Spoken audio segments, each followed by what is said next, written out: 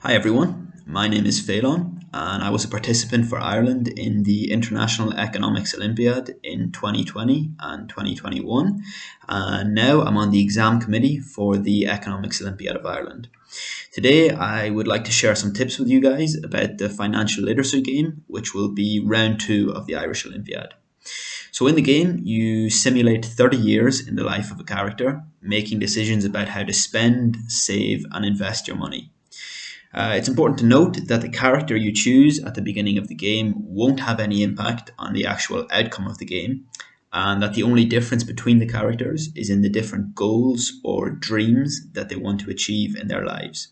You should pay attention to the specific dreams of your character because achieving these dreams during the game will help to boost the coefficient by which your points are multiplied at the end of the game in order to give you your final score. So examples of dreams will include sending your child to Oxford, visiting the International Space Station, or owning your own racehorse. So pretty basic, the aim of the game is to maximize the amount of points that you accumulate over the 30 rounds. You get points both for saving and for spending. You can spend your money on goods and services, on dreams, or on educational courses which will increase your character's income in the future. You can put your savings into a bank account or invest them into different financial assets, commodities, or properties. Over the course of the game, you'll get regular updates about the macroeconomic situation in the simulated economy of the game. For example, there might be news about a change in interest rates by the central bank, a recession or a boom in the economy, or a change in oil markets.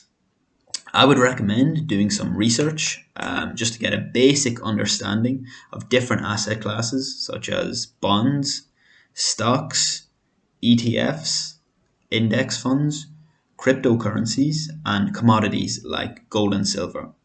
The aim is just to understand how these different assets generally react to macroeconomic changes.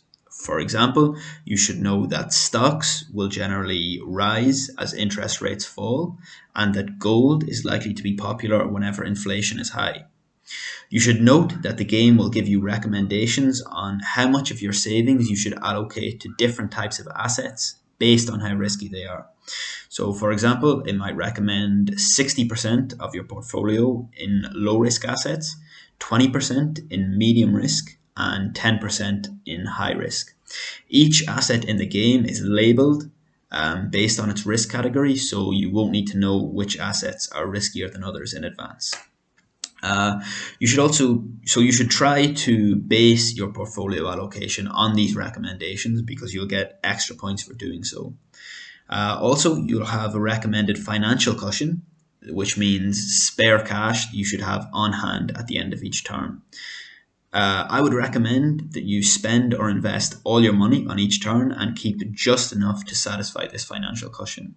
For example, if you have $20,000 of free cash at the beginning of the round and your recommended financial cushion is $10,000, I would recommend that you spend 10,000 and then keep the other 10,000 in order to satisfy the financial cushion.